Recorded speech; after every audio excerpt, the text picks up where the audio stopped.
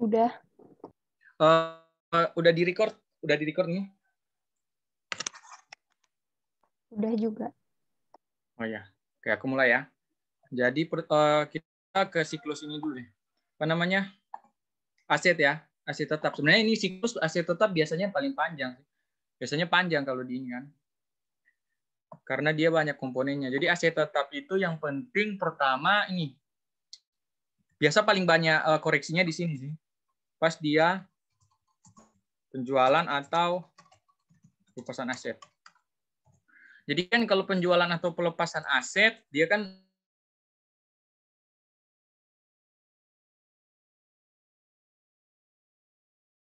sebut sampai dengan tanggal penjualan, gitu kan?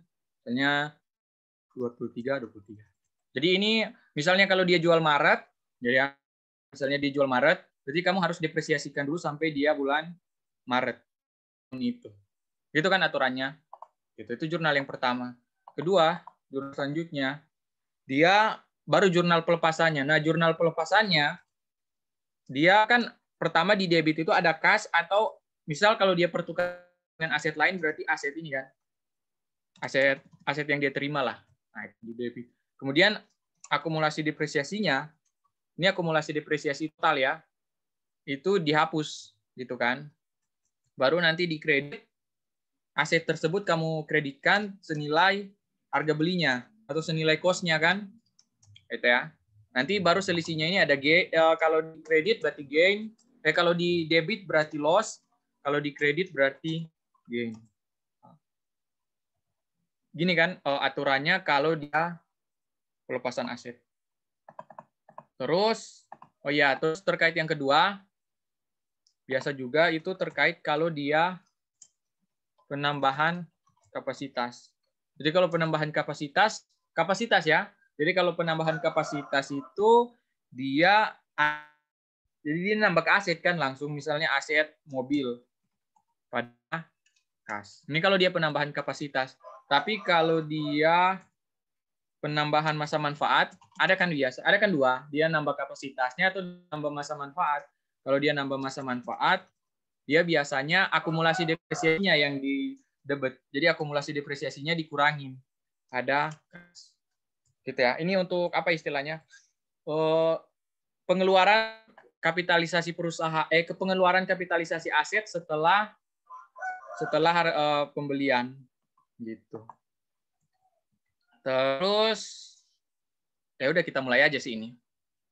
Ya, kasusnya pertama tentu kebijakan akuntansi dulu kan. Jadi kebijakan akuntansi ini masa manfaatnya itu 10 tahun untuk semua jenis kendaraan, 10 tahun ya. 10 tahun, dia nilai residunya nggak ada, berarti nilai residunya 0. Penyusutannya dia pakai garis lurus. Gitu. Nah, ini sebenarnya dibuat simpel sih itu. Udah, jadi 10 tahun masa manfaat, garis lurus, dan tidak ada nilai residu. Kemudian ini adalah catatan data aset perusahaan awal 2020. Nah, ini ya, dia ada mobil A, dia tanggal belinya 1 Januari 2014. Harga beli per unit 500.000, ada kuantitasnya ada 2. Kemudian akumulasi depresiasi sampai awal 2020 ya ini. Akumulasi sampai awal 2020 300.000 per unit mobil A. Begitu seterusnya ya. Truk P juga gitu, harga belinya, ini tanggal belinya, harga belinya, kuantitas, akumulasi deh. Oke. Baru di bawahnya ini ada, nah ini. Baru inilah dia transaksi perusahaan. Ya kan? Dari transaksi inilah biasanya ada dikoreksi. Gitu. Kita mulai satu-satu aja ya. Mulai dari, nah kalau aset ini memang koreksinya itu agak unik. Kalau kemarin kan koreksinya itu bisa langsung kan. Jadi kalau kemarin itu bisa langsung jurnal koreksinya apa. Jadi kan kalau kemarin itu kan dia bisa langsung jurnal koreksi apa. Koreksi misalnya XXX gitu kan. Tapi kalau aset tetap dia unik. Dia jurnal koreksinya itu harus ini umumnya itu kalian buat gini dulu. Jadi jurnal yang sudah dibuat, maksudnya yang dicatat perusahaan, baru kalian buat jurnal yang seharusnya. Nah ini berarti kayak yang ini kan modul di apa namanya yang di buku praktikum audit, baru jurnal jurnal koreksi. Gitu. Jadi umumnya dia apa namanya memudahkan itu dia harus dibuat 3 ini berurut. Nah kalau kalian langsung ke jurnal koreksi, gini kan? Oh aku langsung jurnal koreksi boleh, tapi asalkan berarti kalian itu udah otak udah encer sekali kan. Jadi langsung dilihat langsung ketahuan jurnal koreksinya kan. Ya kalau kalian mampu gitu boleh sih langsung jurnal koreksi. Tapi umumnya dia ini dulu ya. Biar memudahkan buat dulu jurnal ini. Jurnal yang sudah dibuat, jurnal seharusnya baru dia jurnal koreksi. Bentar.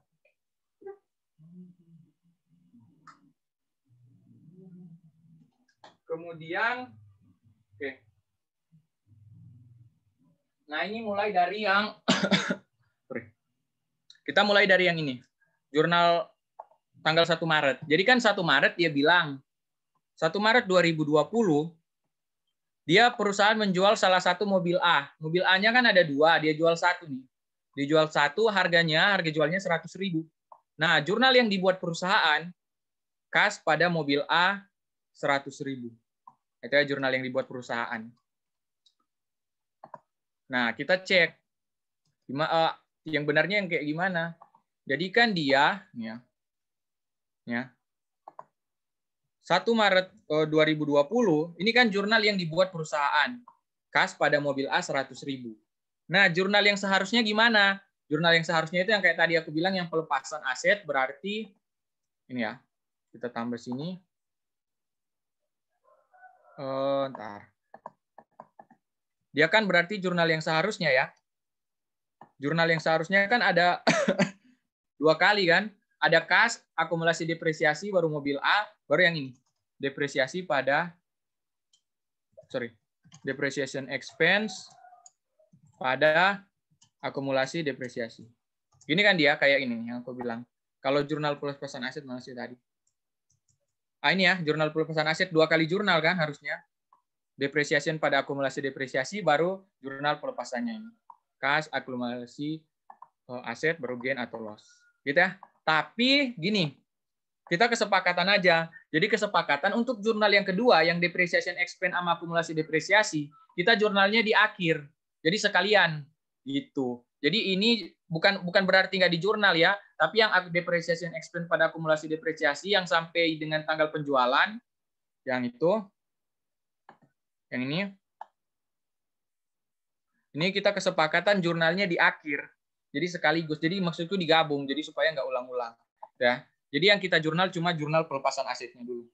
Gitu. Jadi jurnal pelepasan aset yang pasti ini yang jurnal seharusnya ya, yang sesuai aturan. Dia dapat kas senilai 100.000 kan di soal kan. Kemudian mobil A ini kan harus dilepas senilai apa? Senilai harga belinya gitu. Jadi kalau teman-teman lihat di soal harga belinya berapa? Harga belinya itu 500.000 kan? 500.000. Jadi karena harga belinya 500.000 ya kalian lepasnya 500.000 di kreditnya gini. Ya senilai kosnya kan.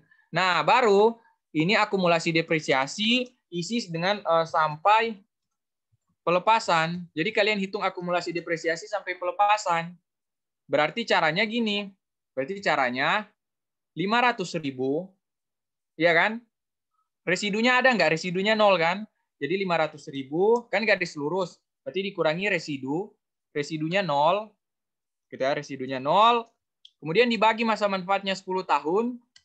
Baru kalian kali dengan dia berjalan udah berapa tahun ini. Coba kita lihat ya. Dia belinya, mobil A itu dia belinya 1 Januari 2014. Kalau dia jual 1 Maret berarti berapa itu ya? Berapa tahun ya? 2014, 2015, 2016, 2017, 2018, 2019, Januari, Februari, Maret. Berarti 6 tahun 3 bulan ya. 6 tahun 3 bulan ya. Dari apa tanggal pembelian sampai dengan dia lepas ini dia jual. Berarti ya kan dibagi 10 kan masa manfaat, terus dikali 6 tahun 3 bulan. Ya kan 6 tahun 3 bulan. Ini ya dia. Ini 6 tambah 3 per 12 itu maksudnya 6 tahun 3 bulan. Gitu. Terus, nah ini berarti akumulasi depresiasinya sampai pelepasan. Baru, ini kan awalnya nggak ada kan ini. Baru kalian lihat. Kalau selisihnya di debit, berarti kan dia loss ya. Ya kan selisihnya di debit. Ini Ini lossnya. Nah, barulah kalian bandingkan. Ini kan jurnal yang seharusnya sama jurnal awal. Nah, cara mengkoreksinya tuh gini aja. Lihat di jurnal yang seharusnya ini. Misal yang kas ya. Kas dulu, kas. Oh, ini kas. Kas ini kan 100.000. Nah, di awal dia udah jurnal belum? Oh, udah jurnal 100.000. Berarti udah benar. Nggak usah dikoreksi yang kas 100.000.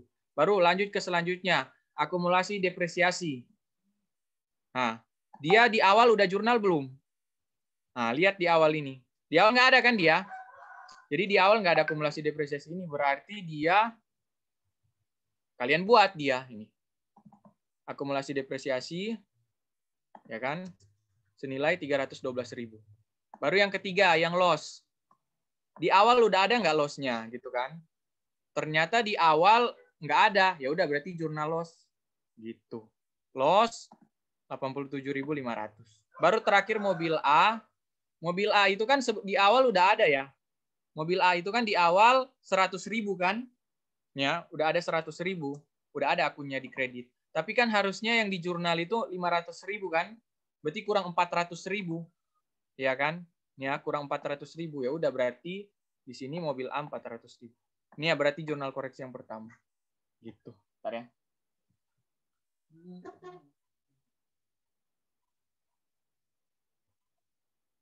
Kemudian, nah ini kalau misalnya ada pertanyaan atau ada yang mau diulang, silakan ya. Gitu. Ya, jadi biar ini. Jadi yang ini clear ya, jurnal koreksinya udah clear. Sekarang 1 April 2020, dia membeli tunai motor X senilai 150.000 namun lupa dicatat. Oh ini gampang jurnal koreksinya. Ya kan, dia membeli tunai motor X senilai 150.000. Dia awalnya itu kan no entry kan? Dia awalnya itu lupa dicatat kan ini. Jurnal awal kan lupa dicatat. Nah, jurnal yang seharusnya gimana? Jurnal seharusnya kan kalau sesuai aturan berarti tinggal gampang kan kalau pembelian motor X pada kas 150.000. Berarti jurnal koreksinya motor X pada kas 150.000. Karena sebelumnya itu emang belum di jurnal kan. Ini kan belum di jurnal. Nah, berarti ini kalian masukin yang motor X pada kas 150.000 ini kalian masukin semua di jurnal koreksi. Ini aku gini aja deh. Biar apa jaraknya pendek. Terus gitu ya untuk yang motor X. Sekarang kita ke 1 April lagi. Jadi masih 1 April dia mengganti oli untuk truk P senilai 140.000 dan dicatat oleh perusahaan biaya pemeliharaan mesin pada kas. Ya, jadi dia ganti oli terus dia catat biaya pemeliharaan mesin pada kas. Kita lihat benar nggak ya pencatatannya. Dia kan, ya, dia jurnal awalnya ini kan, biaya pemeliharaan mesin pada kas 140.000. Nah, kalau sesuai aturan gimana? Ya sesuai aturan gitu juga jurnalnya. Iya kan, dia kan oli itu kan oli ban, itu kan dia nggak menambah masa manfaat. Bukan, dia nggak menambah kapasitas dengan ya nggak menambah masa manfaat. Dia cuma pemeliharaan aja kan. Jadi udah benar dia biaya pemeliharaan mesin pada kas. Kalau di bahasa Inggris kan seringnya maintenance expense kan yang dipakai 140.000 karena udah benar. Nah ini berarti jurnal awalnya ini kan udah sesuai dengan aturannya kan sama ini ya, berarti kalian no entry ini. Jadi jurnal koreksinya nggak ada gitu ya. Jadi untuk yang ini nggak ada jurnal koreksi berarti udah benar dia catatnya gitu. Sekarang kita ke 1 Agustus. Jadi 1 Agustus dia menambah. Nah ini nih yang apa? Kalau di soal aset tetap itu yang paling susah yang kayak gini, yang ini. Kalau dia udah menambah kapasitas karena depresiasinya nanti itu belibet gitu. Oke, tapi kita coba deh. Dia kan menambah kapasitas mesin salah satu traktor senilai 200.000. Kalau dia menambah kapasitas berarti dia masuk ke kapitalisasi kan istilahnya. Berarti dia menambah cost dari si traktor. Jadi menambah kapasitas senilai 200.000, namun masa manfaatnya tetap, ya masa manfaatnya nggak berubah, cuma kapasitasnya aja. Perusahaan menjurnal, nah tapi dia jurnal jadi biaya pemeliharaan mesin pada kas senilai 200.000. Ini di jurnal perusahaan kan? Kita coba. Gitu. Jadi 1 Agustus ya. Ya, dia kan perusahaan jurnal ini ya, biaya pemeliharaan mesin pada kas 200.000. Ini jurnal di perusahaan. Ini jurnal di perusahaan. Ya kan? Nah, jurnal yang seharusnya apa? Karena dia menambah kapasitas, berarti dia debitnya itu harusnya ke ini kan, ke aset tersebut kan. Karena dia menambah kapasitas traktor mesin, traktor M, ya udah berarti debitnya itu traktor M. Jadi menambah nilai aset tersebut 200.000 pada kas 200.000. Nah, berarti jurnal koreksinya ini kan traktor M ini 200.000 awalnya nggak dibuat kan? Ya berarti kalian buat debit traktor M 200.000 ya, 200.000. Baru yang kas. Yang kas ini 200.000 awalnya mana? Awalnya udah dibuat juga kas 200.000 di kredit. Berarti kasnya itu nggak usah dikoreksi. Udah benar kan? Nah ini biaya pemeliharaan mesin. Dia kan jurnal seharusnya ini nggak ada biaya pemeliharaan mesin kan? Tapi di awal dia udah catat. Ya berarti kita hapus biaya pemeliharaan mesin. Jadi biaya pemeliharaan mesin dihapus senilai 200.000. Itu ya koreksinya.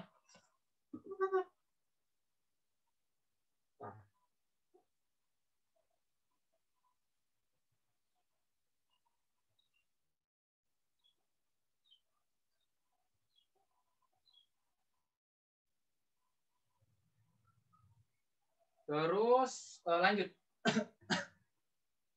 Kita lanjut ke yang terakhir ini. Yang terakhir perusahaan paling ribet juga di sini sih sebenarnya. Perusahaan mencatat depresiasi semua kendaraannya. Ini udah total ya. Semua kendaraannya di total, beban penyusutan kendaraan pada akumulasi penyusutan kendaraan 400.000. Berarti dia jurnal awalnya ini apa sih? Dia kan jurnal awalnya ini. Beban penyusutan kendaraan pada akumulasi depresiasi kendaraan 400.000. Nah, jurnal yang seharusnya gimana gitu kan?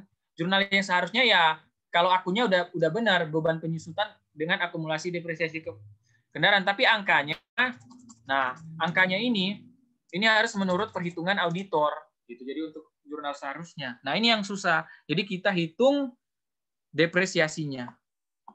Oke, jadi cara hitungnya gini. Kalian buat tabel kayak tabel gini. Tabel ya. Jadi yang aset tadi, semua asetnya itu kalian jabarkan. Mulai dari mobil A kan ada 2 ya. Jadi mobil A ada 2, 1 itu terjual kan tadi, terjual di bulan Maret itu. Iya kan? Kemudian truk P-nya ada 4, ini truk P ada 4. Baru motor X. Motor X itu kan dia belinya 1 April kan 2020. Jadi baru 2020 dia dapat motor X mana sih? Nah, ini kan tadi yang motor X. Baru traktor M ada 2. Gini. Nah, ini jadi dijabarkan tanggal belinya, harga belinya, baru kalian hitung depresiasi 2020, tapi dia menurut auditor. Kan kalau menurut Kalau menurut klien kan itu ini kan. Jadi kalau menurut klien bilang, oh depresiasinya itu 400.000. Ya kan? Klien bilang, oh depresiasinya 400.000, tapi menurut auditor ya kita hitung apakah 400.000.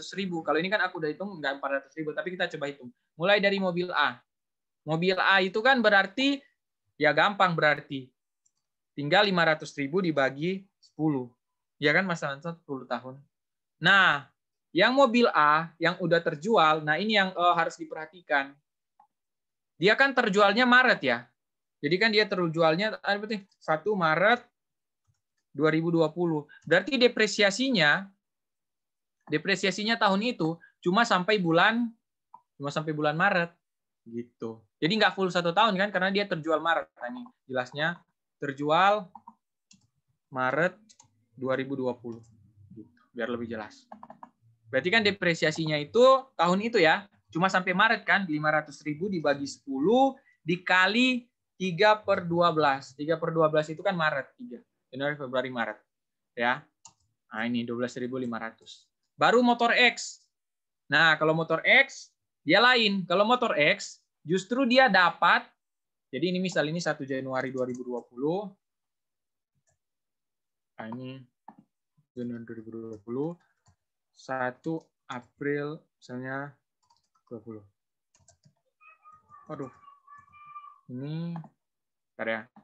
Nah, ini ya. Jadi kan kalau apa tadi? Kalau yang terjual itu kan tadi depresiasinya cuma dari 1 Januari sampai 1 Maret kan? Ini kalau yang terjual tadi kan. Nah, kalau yang apa namanya? Kalau yang baru dibeli tahun itu dia kebalikannya. Dia hitung depresiasi mulai dari 1 April sampai seterusnya. Sampai akhir tahun, sorry. Ya, sampai akhir tahun.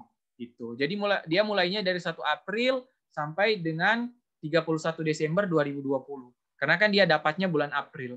Itu kan logikanya. Ya udah berarti kan dia semuanya sama ya. Dikurangi residu 0 atau langsung aja. Kan langsung dibagi 10 terus dikali dia mulai April sampai 31 Desember. Berarti April, Mei, Juni, Juli, Agustus, September, Oktober, November, Desember. 9/12 kan? 9/12. Gitu ini ya. Ini motor apa? Nah, jadi baru dimiliki April 20 gitu. Sekarang truk P. Kalau truk P itu kan kalau nggak salah ya nggak ada transaksi yang melibatkan dia kan? Ini kan truk P ini coba lihat. Truk P ini truk traktor M. Ini ada ini truk P. Tapi transaksinya itu biaya pemeliharaan mesin kan yang udah kalau nggak salah ini yang oli ini nggak ada koreksi kan tadi. Kan oli itu emang biaya pemeliharaan mesin, berarti udah benar ini. Berarti selain itu ada nggak dia? Truk P. Nggak ada ya. Jadi untuk truk P itu nggak ada transaksi yang yang berdampak ke depresiasinya tahun itu. Berarti langsung aja 750.000 dibagi 10. Ya kan, dibagi 10. Nah, ini kali 4 berarti kan ada 4 mobil. Baru yang traktor M. Jadi traktor M itu kan ada 2. Kalau ini kan. Jadi ada yang satunya, jadi traktor M kan dia punya 2. Yang satu itu yang dia ada penambahan kapasitas mesin. Gitu. Berarti yang penambahan kapasitas mesin, hapus dulu. Anggaplah yang mana ya? Yang ini deh.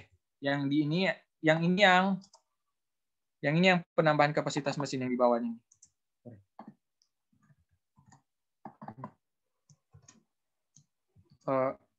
Tambah mesin. Ya kan yang kapasitas mesin tadi itu yang di bawah ini. Berarti kita yang di atasnya dulu, yang tidak diapa-apain kan? Jadi kalau nggak diapa-apain, langsung aja. Ini langsung 900.000 dibagi 10. Jadi kan yang traktor yang satunya itu nggak diapa-apain kan? Gitu. Jadi langsung itu gampang. Nah, ini yang susah. Yang tadi tambah kapasitas mesin. Kenapa kenapa aku bilang gitu? Karena kalau gitu dia kan begini kasusnya. Jadi kan tambah kapasitas mesin itu bulan Agustus 2020. Begini kan, Agustus 2020 dia tambah kapasitas mesin. Jadi nanti alurnya gini. Kalian hitung depresiasi dari Januari sampai dengan Agustus 2020. Jadi sebelum penambahan kapasitas mesin kan. Jadi 1 Januari 2020 sampai 1 Agustus 2020. Kemudian depresiasi kedua dari 1 Agustus 2020 sampai 31 Desember 2020. Jadi istilahnya dia ada dua jenis depresiasi. Depresiasi yang biru ini sebelum penambahan mesin, depresiasi yang merah itu setelah penambahan mesin. Nah, gitu. Jadi 2 kali. Nah, 2-nya itu nanti yang ditotal di sini. Yang ditotal di sini. Oke, jadi kita coba yang ini dulu ya. Yang apa namanya? Dari 1 Januari 2020 ke 1 Agustus 2020. Kalau itu setauku gampang. Kenapa gampang? Karena kan kalian tinggal berarti 900.000 dibagi 10 dikali, kan dia nggak ada penambahan mesin kan apa-apa, langsung aja dikali berarti Januari, Februari, Maret, April, Mei, Juni, Juli. Juli ya, cuma sampai 31 Juli kan. Januari, Februari, Maret, April, Mei, Juni, Juli. 7 per 12 ya. 900.000 bagi 10 dikali 7 per 12. Ini kok jadi. Nah ini ya. Ini untuk yang depresiasinya dari 1 Januari 2020 sampai 1 Agustus 2020. Sekarang kita ke depresiasi kedua, 1 Agustus 2020 sampai dengan 31 Desember 2020. Jadi istilahnya tambah mesin. Nah, ini yang setelah ditambah mesin. Gimana sih dia? Teks. Nah ini ya, tambah mesin dia ini. Nah cara hitungnya, kalian cari dulu book value-nya. Ini kan awalnya nggak ada ya. Ini nggak ada ya. Dia kan cari dulu book value-nya kan itu. Book value pas dia di penambahan mesin. Cara cari book value-nya gimana? Dia kan cost-nya awalnya 900.000. Akumulasi depresiasi sampai dengan 1 Agustus 2020 berapa? Berarti 900.000 dibagi 10 dikali, ingat akumulasi depresiasi berarti total. Berarti dari belinya 1 Desember kan 2017. Berarti berapa bulan tuh? 1 Desember 2017 berarti 2018, 2019. Pokoknya 1 Januari 31 Desember 2019 dia 2 tahun 1 bulan. Ya kan? 2 tahun 1 bulan baru tambah ke sampai Agustus 7 bulan berarti 2 tahun 8 bulan ya. Ya kan? Jadi biar jelasnya gini. Jadi akumulasi depresiasi itu maksudnya dari belinya kapan sih tadi? 1 Desember 2017 sampai dengan 1 Agustus 2020. Ya kan sampai dengan penambahan mesin kan dia. Nah ini. Nah itu berapa akumulasi depresiasinya? Berarti dibagi 10 dikali dengan 2 tahun 8 bulan. Ya kalau aku salah hitung itu bilang ya, pulang. 2 tahun 8 bulan. Desember berarti 2018, 2019, 2 tahun 1 bulan. Januari, Februari, Maret, April, Mei, Juni, Juli. Ya, 2 tahun 8 bulan dia.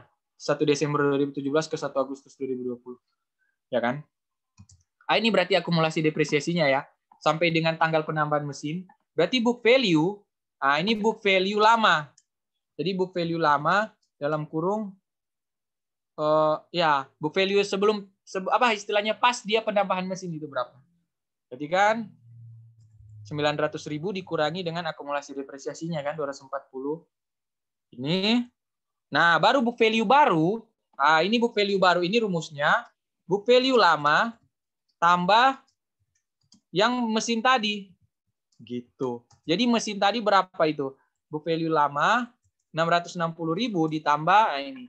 Mesin yang tadi berapa sih dia tambah? Ini kan tadi traktor M, ya kan? Ya, 200.000 dia tambahnya kan? Gitu. Nah, ini berarti book value baru. Nah, sisa masa manfaat kan tadi dia bilang setelah penambahan ini kan, dia bilang tadi namun masa manfaatnya tetap. Kalau masa manfaatnya tetap, berarti kan dia kan awalnya 10 tahun kan? Jadi awalnya itu dia 10 tahun. Dia atau gini aja, dia kan udah berjalan, jadi udah berjalan 2 tahun 8 bulan. Gitu kan? Nah, berarti masa manfaat sisa berapa? Berarti sisa 7 tahun 4 bulan. Karena dia bilang tadi di soal setelah penambahan mesin nggak berubah masa manfaatnya. Berarti sisa 7 tahun 4 bulan kan? Atau kita konversi ke bulan berapa nih? 7 tahun 4 bulan itu berapa bulan ya itu 7 tahun 4 bulan? 7 dikali 12 tambah 4. Atau 88 bulan. Nah, 7 tahun 4 bulan ya.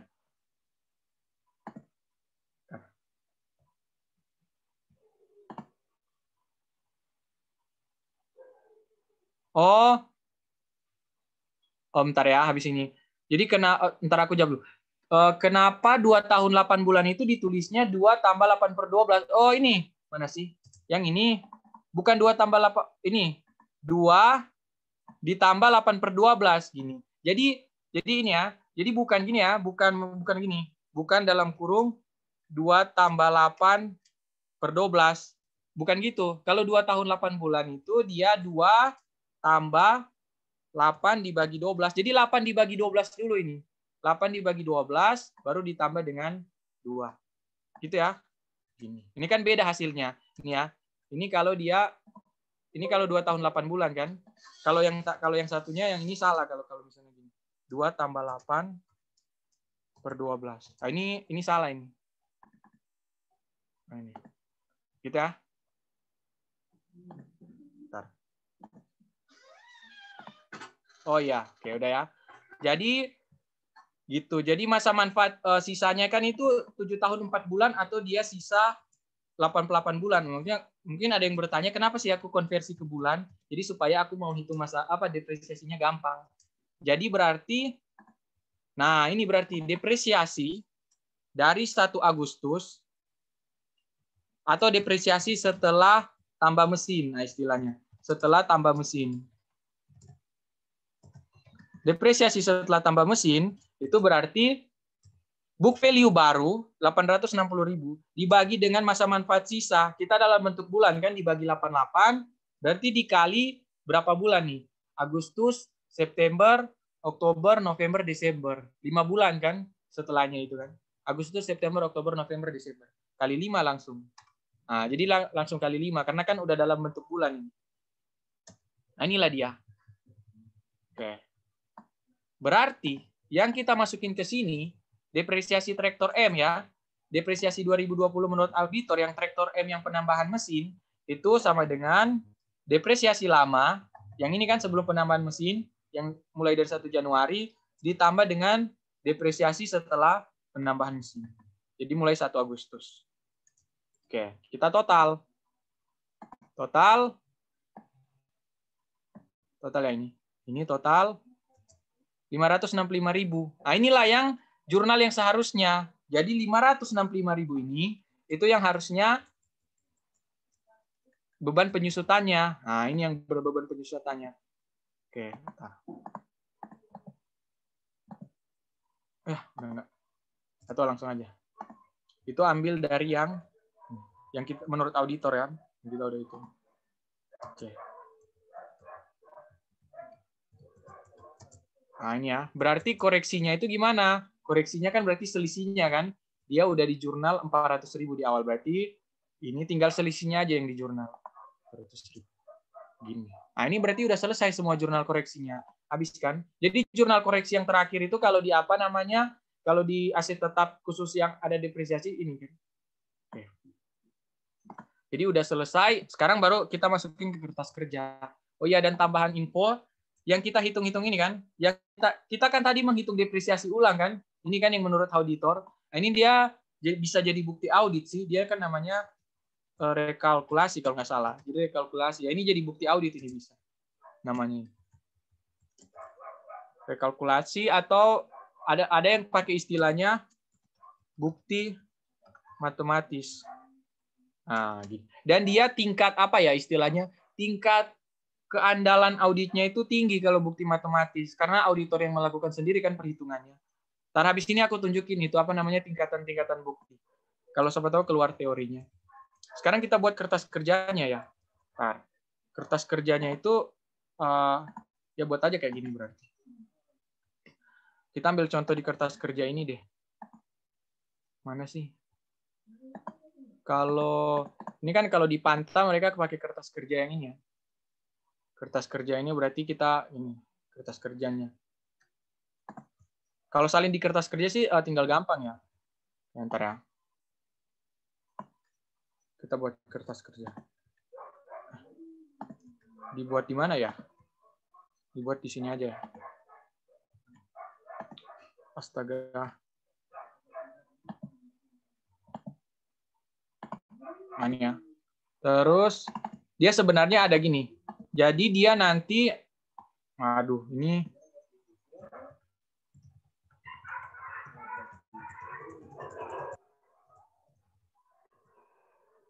atau gini aja biar gampang. Yang ini aja kita buat kertas kerja. Yang ini kan yang kita lihat. Jadi dia ada depresiasi 2020. Sebenarnya sebelum depresiasi 2000 ya ada depresiasi menurut auditor baru ada depresiasi 2020 dalam kurung menurut klien. Kertas kerjanya harusnya gini sebenarnya gitu. Jadi nanti di depresiasi 2020 menurut klien itu harusnya ya kalau datanya lengkap itu kalian isi. Menurut klien dia isinya berapa, tapi kan di soal ini dia cuma bilang. Masih di soal ini kan dia langsung bilang, langsung akumulasi totalnya kan. Jadi ini langsung dia bilang 400.000 langsung total. Ya berarti kita cuma tahunya informasi yang ada, cuma yang ini 400.000 yang total. Nah, ini. 400.000 kan. Di atasnya ini 400.000 itu dari mana? Dari ini kan. Berapa sih? Mungkin saja ini 30.000, ini 40.000, kita nggak tahu kan. Nah, itu nggak ada keterangan. Tapi kalau di soal ada, jadi kalau ini di soal dikasih tahu ya, menurut klien, ya kalian isi. Menurut klien berapa. Tapi kan di soal ini, dia langsung total, ya udah kita isi totalnya. Gitu ya. Jadi ini, kalau di soal ada, tulis. Nah, yang ini ya, semua dia. Kalau di soal ada, tulis. Kemudian depresiasi menurut auditor, menurut klien baru ada dia namanya, apa namanya, akumulasi depresiasi ya menurut auditor. Menurut auditor berarti kayak yang ini kan, kayak yang mobil A itu kan berarti dia apa namanya? Kalau misalnya kita asumsikan ini perhitungannya udah benar ya. Asumsikan ini kan depresiasi awal kan? Gini. Atau gini deh, kalau mau hitung baru bisa juga sih. Mau hitung baru ya langsung. Berarti sama dengan mobil A berarti 500.000 dibagi dengan 10 dikali dengan, ini akumulasinya itu berapa ini, berapa tahunnya? 2014, 15, 16, 17, 18, 19, 27 tahun. Akumulasi depresiasinya kan. Kenapa dalam bentuk ini? Nah ini. Nah, kalau yang kayak gini, nih. Yang mobil A terjual Maret 2020 ya, berarti akumulasinya 0 kan dia? Atau kalian tulis saja terjual. Apa namanya? Sudah terjual. Bisa kan gitu. Kertas kerja itu fleksibel. Kemudian yang kayak ini, karena ini baru dimiliki 2020, ini kan motor X baru dimiliki 2020, berarti akumulasi depresiasinya baru yang 2020 kan? Yang ini kan? Ini. Gini. Begitu ya seterusnya yang ke bawah ini. Ke bawah ini. Berarti ini kan berarti 750 dibagi 10 terus dikali berapa tuh? Dari Juni, Juli, Agustus, September, Oktober, November, Desember. 7 bulan. 16, 17, 18, 19, 20. 5 bulan 5 tahun 7 bulan kan? 5 tambah 7 per 12. Nah ini. Ini kenapa jadi gini semua ini? Ini ya. Gini. Terus traktor M ini berarti ini bagi 10 dikali berapa nih? Desember 3 tahun 1 bulan kan? 3 tahun 18, 19, 20 ya. 3 tahun 1 bulan. Nah, ini yang rumit ini. Depresiasi awalnya berapa sih dia depresiasi awal? Yang ini aja, atau kalau asumsinya, atau sebenarnya bisa lihat dari sini kan. Kalau catatan perusahaan itu depresiasi awal 2020 yang traktor M itu per unit berapa? 187.500. Ini dengan asumsinya, kita pakai asumsi ini catatan perusahaan untuk awal 2020 udah benar ya. Kan gini, kenapa aku asumsinya catatan perusahaan awal 2020 udah benar? Karena kan pasti sebelumnya ini kan akumulasi depresiasi awal 2020, berarti kan dia dari laporan keuangan 2019 kan. Nah, laporan keuangan 2019 itu kan pasti udah diaudit. Logikanya kan kayak gitu kan. Jadi kalau misalnya kalian ambil data, misalnya data Kimia Farma 2019, ya berarti kan udah diaudit dulu kan sebelum dipublish. Gitu. Berarti asumsinya, perhitungan ini ya, kita asumsinya ya perhitungan ini udah bener lah. Asumsinya ya. 187.500. Atau kalau enggak bisa cek sendiri ya, coba ya. Kita cek sendiri. Dia tadi kalau di awal 2020 berarti 2 tahun 1 bulan kan? Nah, benar kan berarti? Berarti yang data perusahaan yang untuk awal 2020 udah benar. Berarti kalau ini tinggal berarti 187.500 tambah yang depresiasi 2020. Tahu disetorkan. Baru nanti ada namanya book value tapi menurut auditor atau yang udah diaudit gitu. Caranya gimana? Ya udah tinggal kurangin aja. Kurangin. Ini harga beli dibagi dengan dikurangi dengan akumulasi depresiasi. Itu ya seterusnya. Dan khusus untuk ini, dia book value-nya ini kan udah beda ya. Book value-nya ini kan dia tadi gimana? Dia kan awalnya 900.000. Oh, atau langsung aja gini. Dia yang book value-nya itu yang ini. Mana sih? Ini kan book value baru tadi dia, terus dikurangi akumulasinya, depresiasinya. Depresiasi yang ini. Berapa sih dia? Kok nggak bisa? Ini dikurangi yang ini. 811. Atau kita coba ya, sama nggak ya kalau aku misalnya ini tambah 200.000, 200 apa sih? Kapasitasnya ini 200.000 terus dikurangi dengan, coba ya, ini aku coba dikurangi dengan 101.364, sama nggak ya? Beda ya? Ya, berarti pakai yang ini dia. Kok kurangi 101? Kurangi apa? Kurangi 288 coba ya. 900.000 tambah ini traktor M dia kan 200.000 kan. Terus dikurangi dengan akumulasi depresiasinya. Coba ya. Sama nggak? Oh, sama. Ya, boleh pakai cara itu ya. Boleh pakai cara itu. Jadi book value yang khusus book value yang ini dia nggak boleh langsung ini ya, nggak boleh langsung misalnya kan kalau yang lain itu langsung kan harga beli dikurangi dengan akumulasi depresiasi kan, dia nggak boleh gitu kalau yang ada penambahan mesin karena kan harga belinya pasti udah berubah gitu. Nah ini kan kalau ini jadinya 611 itu padahal dia ada penambahan 200.000 kan, ada penambahan 200.000, ini 200.000 kan, baru kalian boleh kurangin dengan si akumulasi depresiasi gitu ya. Book value menurut auditor udah selesai, baru nanti kertas kerja 2 itu yang kayak gini. Buat yang kayak gini. Kalau kertas kerja sih gampang buatnya. Langsung ditotal aja. Jadi keterangan harga perolehan, akumulasi depresiasi, nilai buku. Oke, kita coba ya kertas kerja kedua. Ini kertas kerja kedua. Enggak ada Excel-nya lagi. Keterangan. Baru ref.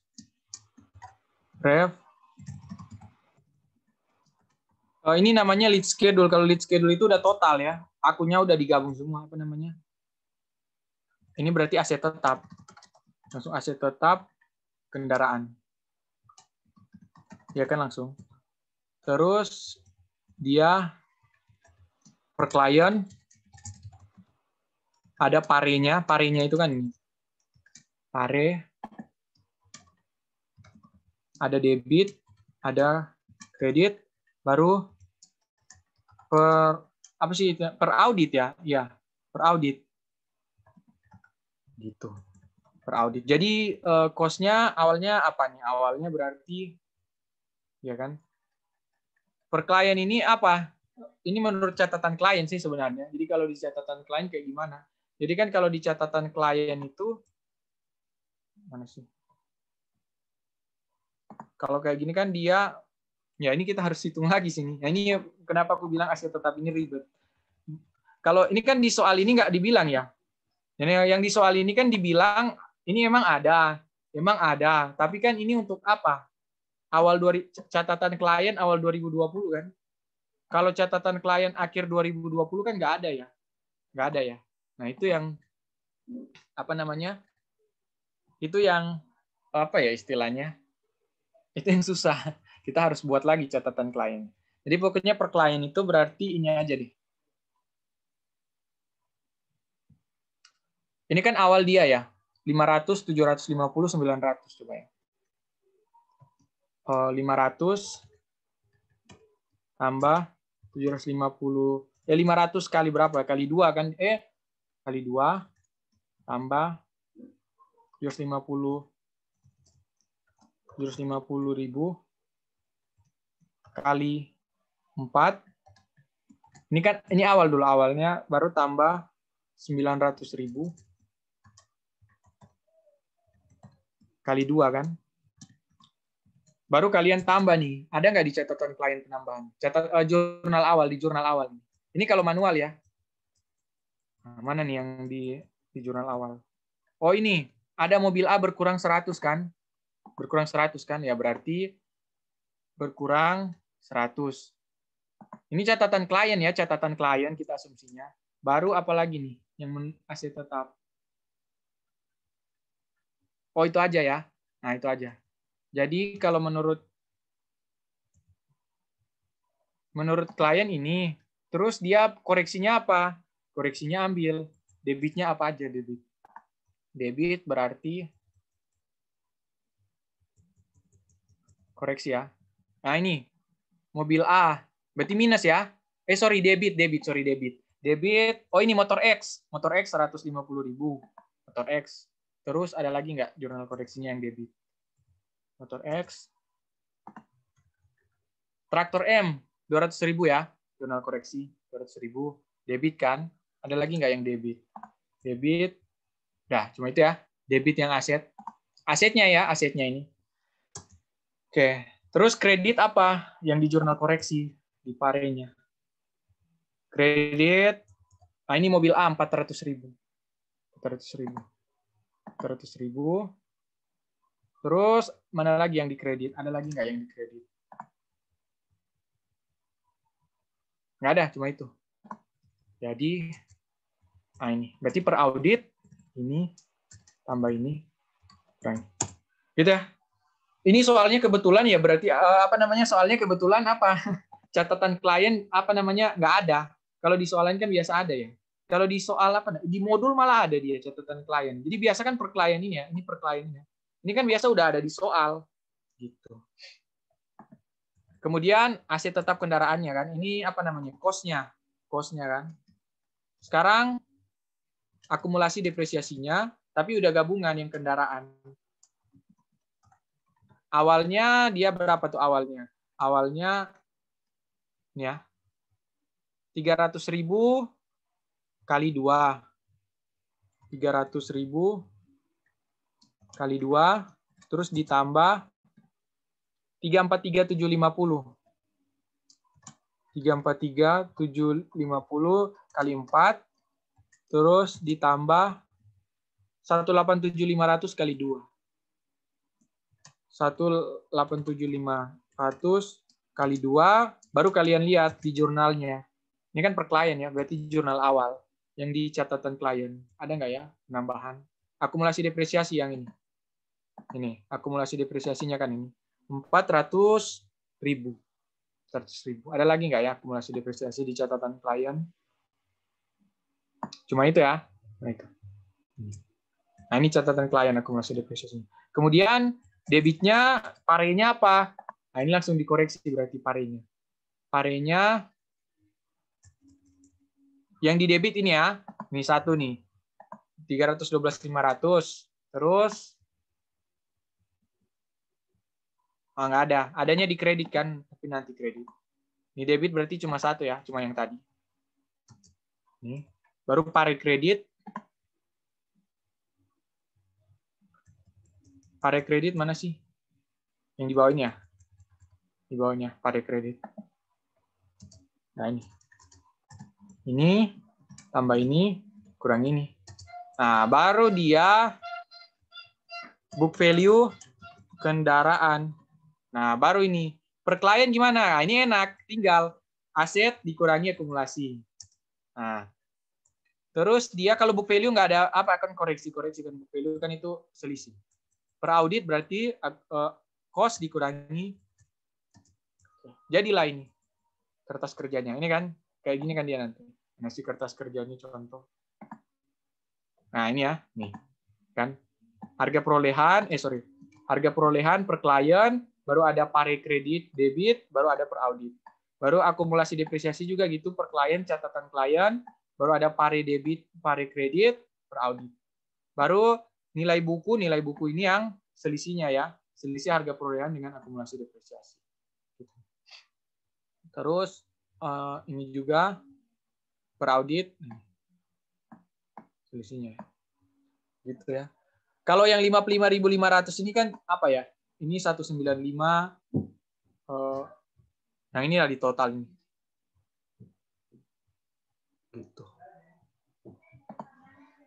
Terus Atau ini ya bisa pare kreditnya ini. Berarti ini dikurangi ini kan bisa.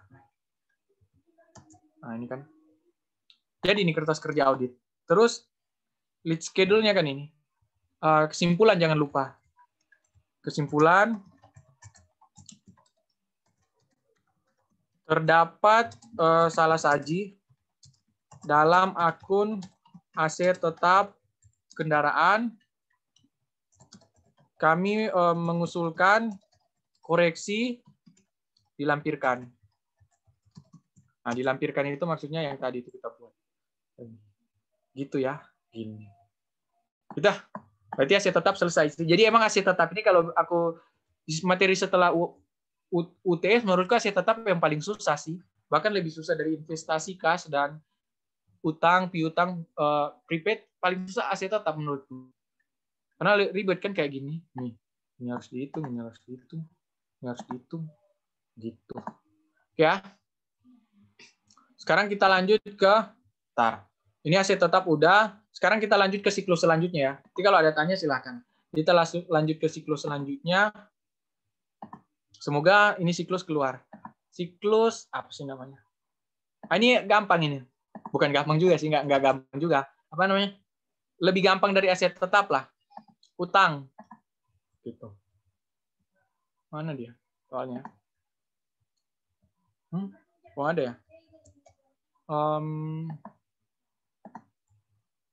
Dokumen. Kontak SK.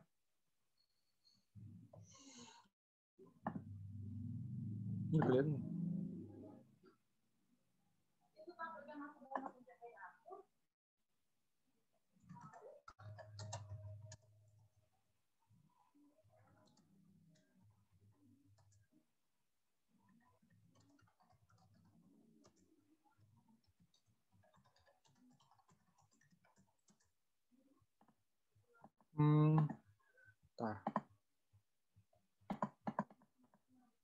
Ini apa namanya?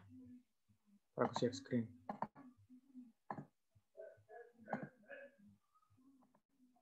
Oke, udah kelihatan ya? Udah kelihatan belum share screen ini? Sudah. Udah ya. Nah ini, aku ambil yang soal di Panta aja kalau utang. Jadi utang itu yang pertama, seperti biasa, baca dulu kebijakan akuntansinya. Oke. Kalau ini kan di laporan keuangan, dia ada utang usaha sebesar 238 juta. 238 juta kan. Kemudian informasi terkait pembelian kredit pada akhir 2019 yang dilakukan metode ini. Metode pencatatannya perpetual. Kemudian ada keterangan PT ASB mengharuskan agar melengkapi laporan penerimaan yang dipranomori. Oh ini apa? SOP-nya kan ini.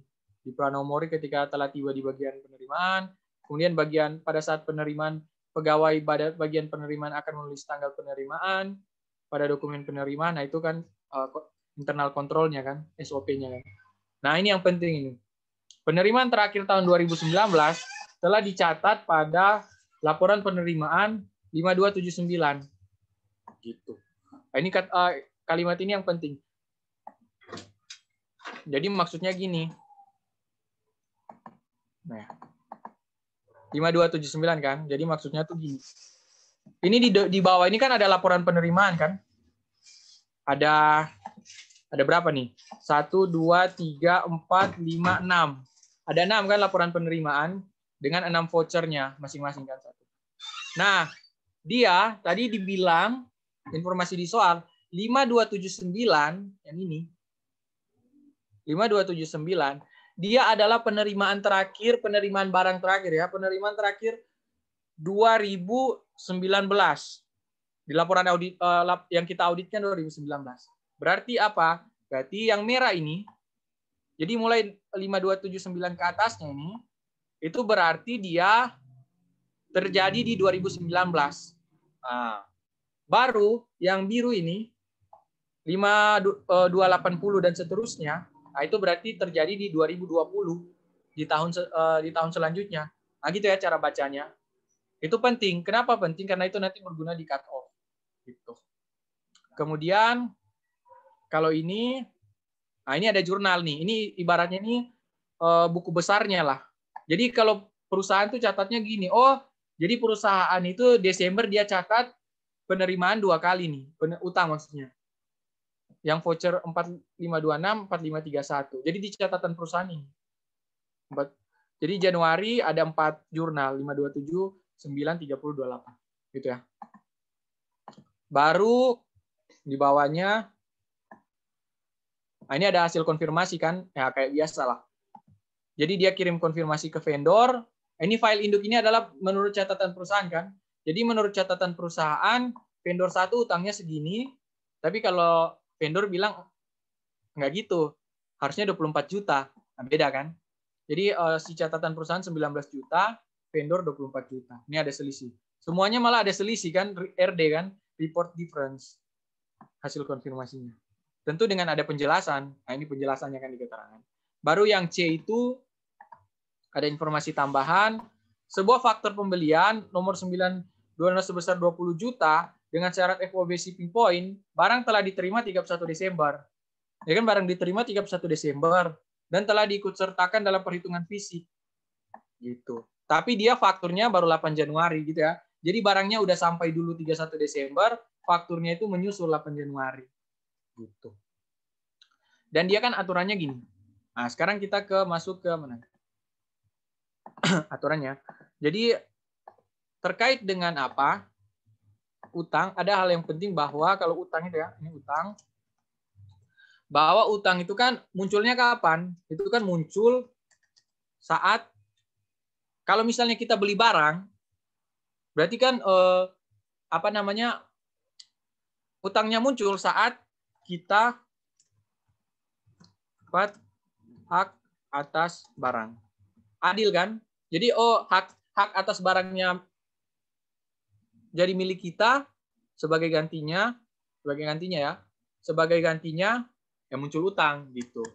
Jadi pas hak atas barang kita dapat, nah itu muncul utang. Dan dia biasanya itu dia untak itu juga disertai dengan ini. Kalau ada apa namanya? Berita acara serah terima barang, BASB berarti. Berita acara serah terima barang, BAST lah. Nah, ini juga berhubungan dengan Akpom kan? Kan kalau ada udah ada BAST-nya baru belanja yang masih harus dibayar, utang kan gitu. Sama aja. Pokoknya kalau biasa kalau udah ada serah terima barangnya, yaitu utang udah muncul. Maksudnya kan logikanya kamu udah dapat barangnya, masa utangnya belum muncul? Nah, nggak adil loh. Jadi pas kamu dapat barang, udah hak kamu, ya udah. Sebagai gantinya kamu muncul utang. Gitu ya. Ini aturannya dulu. Gitu. Sekarang kita kita mulai. Jadi gini, utang itu ya. Kalau terkait utang, dia ada beberapa pengujian. Ada kan tadi hasil konfirmasi, ada informasi tambahan. Nah, biasa dia pertama itu sebelum itu dia uji cut off sih. Nah, mungkin udah sering dengar di piutang ada kan? Jadi uji cut off itu dia gini ya polanya. Sebenarnya polanya nggak susah uji cut off. Jadi uji cut off itu kalian harus membandingkan ini yang penting. Utang yang tercatat bulan Desember, ya, jumlah utang yang tercatat dengan bulan Desember dengan utang yang seharusnya. Jadi ada kata-katanya membedakannya di kata-kata seharusnya. Jadi yang satu ini utang yang tercatat bulan Desember, ini artinya menurut pembukuan kan? Menurut catatan perusahaan berarti ini. Kan yang udah utang tercatat kan? Nah, ini. Insert. Nah, jadi ini menurut catatan perusahaan. Dengan yang seharusnya tercatat. Nah, itu kan beda ya. Nah, cara lihatnya gini. Jadi kalau lihat yang menurut catatan perusahaan itu yang mana? Itu yang ini. Yang buku besar ini. Ini. Ya, lihat. Ini kan Desember 2019 dia tanggal 30 dengan 31. Nah, ini utang yang dicatat perusahaan. 79 juta dengan 33 juta. Nah, itu dari yang 4526 dengan voucher 4531. Nah, itu yang menurut catatan perusahaan. Jadi lihat di buku besarnya. Nah, buku pembantu ya. Nah, ini. Makanya ini kan 4526, 4531 dengan nilai 79 dan 33 juta. Nah, ini menurut catatan perusahaan. Kemudian Kalau yang seharusnya tercatat itu lihat dari mana. Nah, itu yang perlu dilogika gini. Jadi kan logikanya gini. Tadi kan dibilang di soal apa? 5279 ini penerimaan terakhir bulan Desember. Ya kan? 5279 itu berarti yang ini. Ini kan vouchernya. Ya dari logika itu kan berarti 3 voucher ini 526, 27 dengan 30 harusnya udah dicatat bulan Desember. Kenapa? Karena dia terimanya itu bulan Desember. Nah, gitu ya logikanya. Jadi yang 3 voucher ini 526, 27, 30 ini yang seharusnya tercatat bulan Desember. Karena apa? Karena tadi di keterangan di soal dia bilang dia diterimanya bulan Desember. Nah, ini 3 berarti yang harusnya dicatat bulan Desember. 26, 27, 30. Nah, ini ya. Nah, 26, 27, 30. Untuk nilainya itu bisa lihat dari ini. Bisa lihat dari sini kan. 26, 79, 27, 23, 30, 43. Nah, ini yang seharusnya tercatat. Kalian tinggal total. Total kan. Ada selisih nggak? Oh, ada selisih. Jadi selisihnya kan harusnya itu utangnya 145 juta kan? Yang seharusnya kan. Tapi dia baru catat berapa? 112 juta kan? Dia baru catat 112 juta. Baru ini. Ya berarti dia kurang catat kan? Ya kan kurang kan? Harusnya 145 dia catat cuma 112. Kurang 33. Ya berarti kita catat dong utangnya. Nah, catatnya gimana? Jurnal koreksi untuk cut off, makanya ini dia. Persediaan pada utang usaha senilai 33 juta. Yang selisih tadi ini. Gini. Nah, ini karena metode perpetual. Kalau metode periodik gimana? Berarti kalau periodik itu berarti pembelian. Ya kan kalau periodik ganti pembelian. Karena perpetual langsung ke persediaan. Persediaan pada utang usaha 33 juta. Nah, baru untuk yang Januari, kalau untuk Januari ini sih sebenarnya udah cuma tambahan aja sih. Dilengkapi aja. Sama, utang yang tercatat bulan Januari. Lihat dari vouchernya ini. Yang ini. Gitu.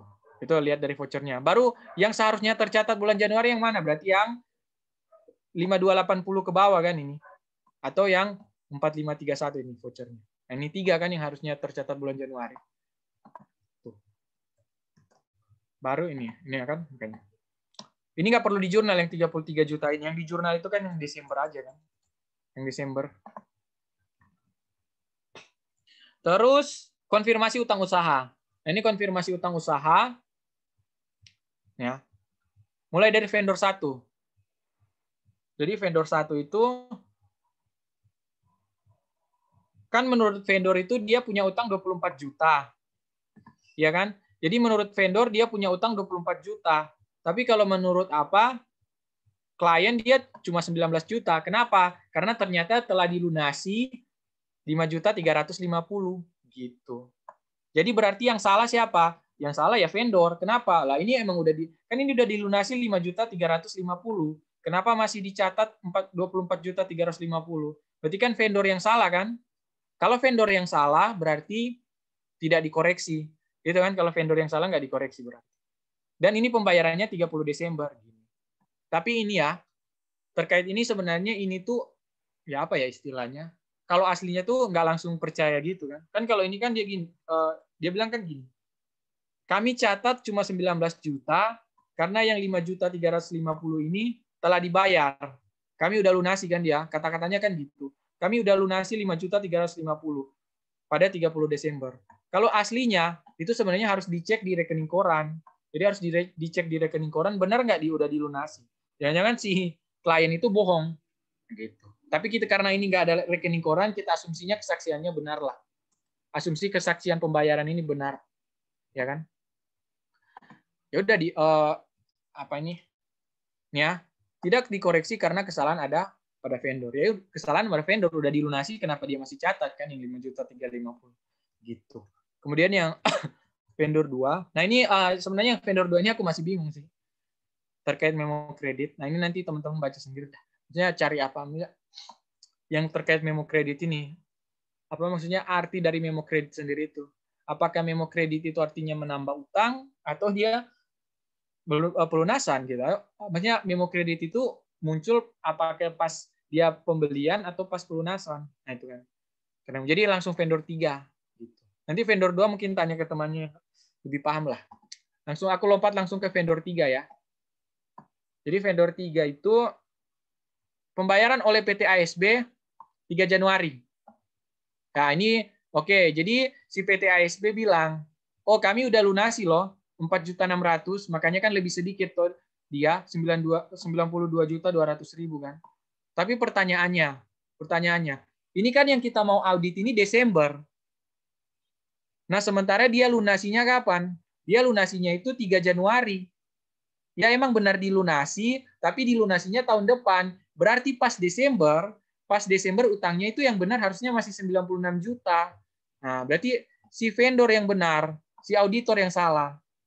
Gitu ya logikanya. Jadi auditor emang benar udah melunasinya 4.600.000, dia udah lunasi 4.600.000, tapi dilunasinya nanti tahun depan, bukan Desember. Makanya pas Desember dia berarti masih 96.800.000. Gitu ya cara berpikirnya. Beda dengan yang di awal. Kalau di awal itu yang ini vendor 1, ini ya vendor 1. Vendor 1 itu kan dia memang udah dilunasi 30 Desember. Jadi pas masih tahun 2019 udah dilunasi, makanya dia udah boleh kurang kan. Jadi 19 juta gitu. Jadi berarti vendor 3 ini kesalahan di klien. Nah, ini ya. Kesalahan di klien kan. Utang dibayar PT ASB di luar periode buku. Jadi dia dibayarnya tahun depan. Nah, berarti kita koreksi. Jadi koreksinya apa? Kan belum boleh belum boleh dianggap pelunasan kan tadi.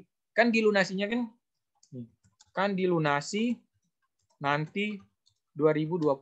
Ya berarti pas 2019 kita balik dulu nih. Utang usahanya muncul, kasnya juga muncul. Ya kan? Jadi kasnya itu istilahnya dibalik lah. Kas di bank pada utang usaha. Ini ya. Kemudian vendor 4.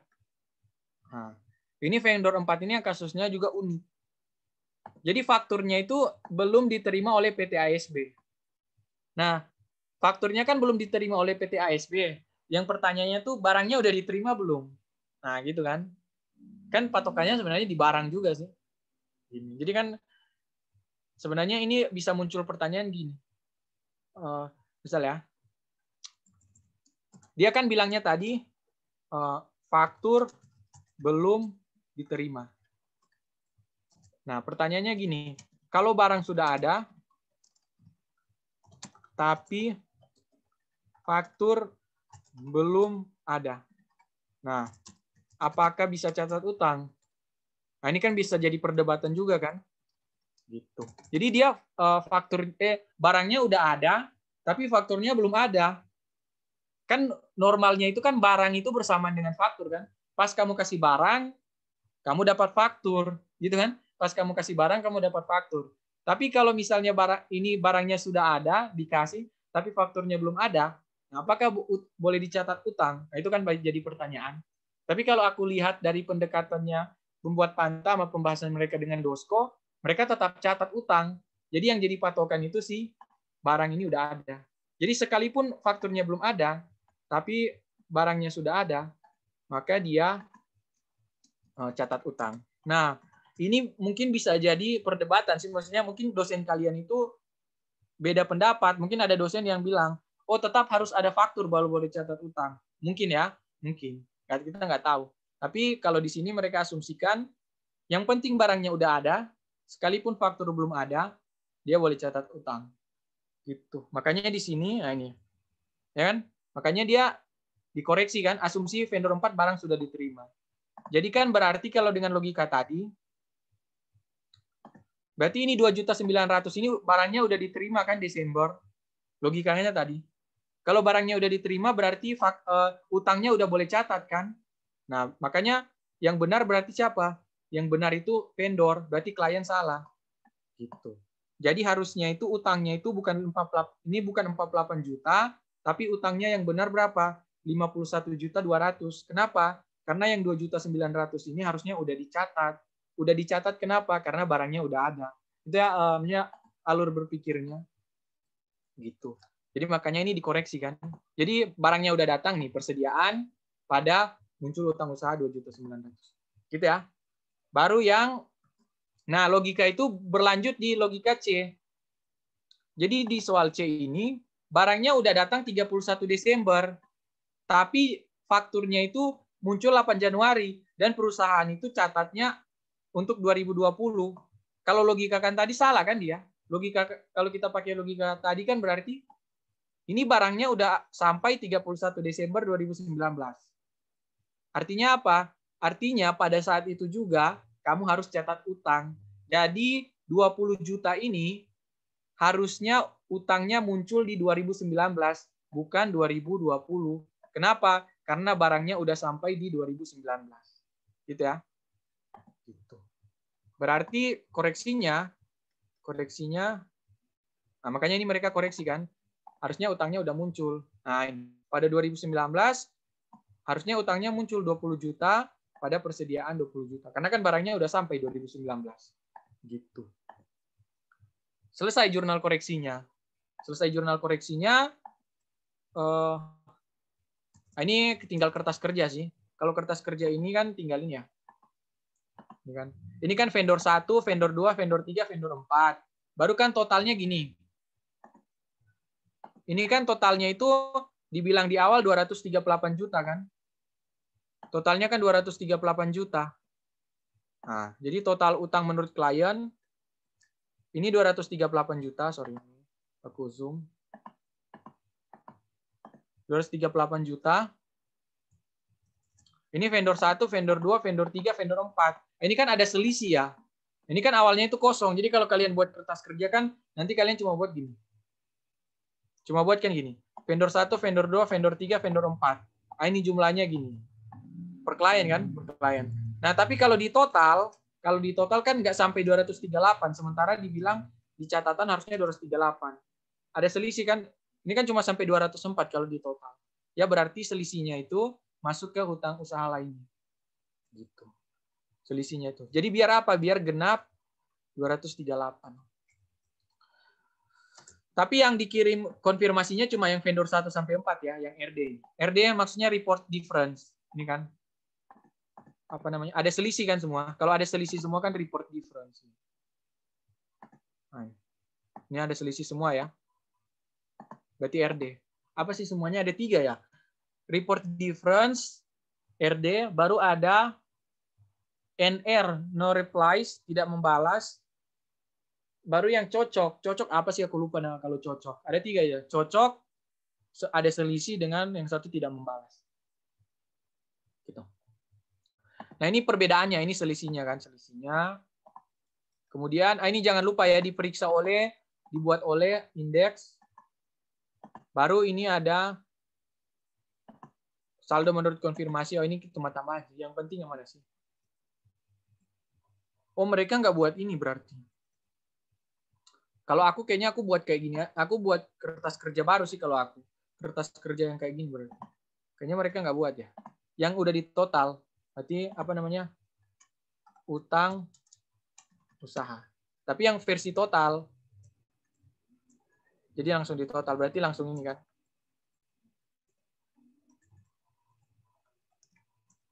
Ini DR pare. Pare terus per audit. Ini per klien. Ini ref. Gini kan harusnya dia kalau aku ya aku buat ininya apa namanya? Yang totalnya. 238. Kemudian koreksinya DR apa semua DR? DR mana DR? Ada nggak ya DR? Ini kredit, ini kredit, ini kredit juga, ini kredit. Oh nggak ada yang DR, nggak ada yang di debit. Berarti ini nggak ada. Baru yang kredit, ini 1, dari koreksinya kan, 2.900.000, 4.600.000 tambah 2.300.000. Ini yang vendor 2 ini nanti kalian tanya ya kenapa dia bisa koreksi 2.300.000. Aku belum terlalu ini loh bukan. 3 juta. Nah, ini berarti per audit ini kan. Nah, apa namanya? Yang totalnya nih, kertas kerja total. Diperiksa oleh Nah, jadi kertas kerja kan ada dua ya. Ada yang kalian buat detail, kalau nggak salah ini istilahnya supporting schedule. Yang detail kayak gini, vendor 1, vendor 2, vendor 3, dan ada yang udah di total. Jadi udah di total kayak gini kan istilahnya lead schedule kan.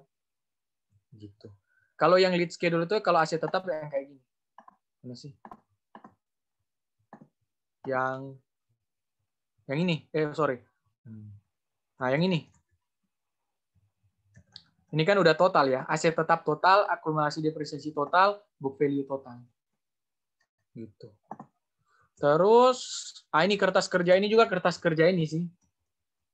Kertas kerja apa namanya khusus konfirmasi. Jadi hasil konfirmasi ini 219 juta itu dapat dari mana? Dapat dari yang ini. Laporan vendor ya. Laporan vendor. Kalau yang di buku tuh yang ini. Ini laporan vendor. Itu yang diisi di hasil konfirmasi. Hasil konfirmasi. Baru selisih dengan catatan klien 15 juta ini selisihnya tadi itu selisihnya total. Nah, ini kalau total yang dikirim 204 itu yang ini. Ini kan cuma untuk yang konfirmasi kan berarti yang ini. Cuma yang vendor 1 sampai 4. Ini ya, total yang dikirim yang ini. Jadi total yang dikirim ingat, total yang dikirim itu pakai yang file induk, hasil konfirmasi pakai yang laporan vendor. Selisih pakai yang ini. Gitu. Nanti dia jadinya segini. Nah, ini ya, segini. Nih. Hasil konfirmasi, ya kan? Selisih, baru total yang dikirim. Nah, ini kan. Baru total utang usaha. Total utang usaha ambil dari mana? Dari yang ini. Terus 38. Atau yang ini bisa. Jadi dia ada 3 kertas kerja berarti. 2 sih boleh, 2 aja sih. Mana sih? Ya. Terus, ada lagi nggak? Ini kan sama ya kertas kerjanya. Kesimpulannya ya. Apa mereka udah kertas kerja di sini? Enggak deh. Kesimpulannya, terdapat salah saji dalam akun utang usaha, kami mengusulkan koreksi sebagaimana dilampirkan. Nah, gitu. Oh, ini selesai berarti siklus utang. Ada pertanyaan nggak?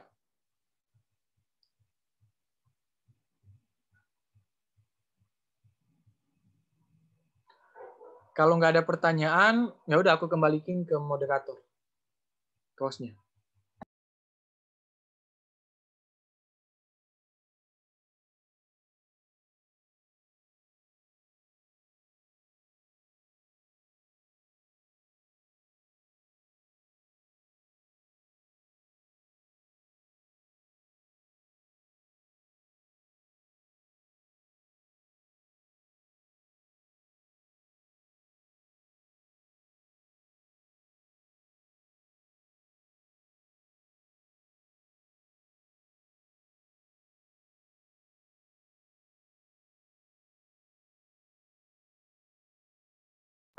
Teman-teman kalau ada yang mau bertanya, dipersilakan ya.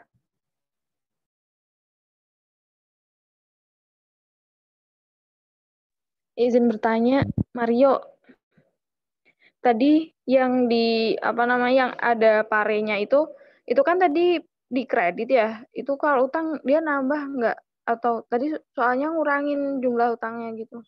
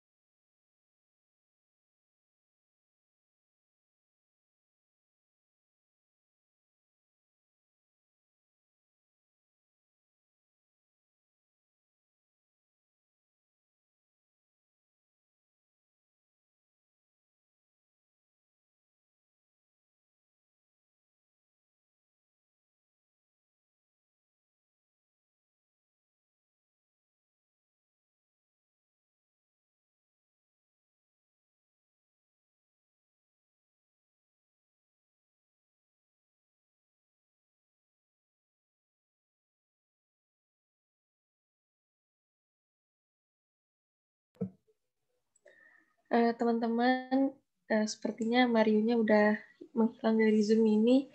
Nanti kalau ada yang mau nanya, tanya aja di grup kelas ya. Nanti dikasih kontaknya Mario. Sekarang kita tutup dulu tendir hari ini. Sebelum kita meninggalkan Zoom ini, mari kita berdoa dulu menurut agama dan kepercayaan masing-masing. Berdoa dimulai.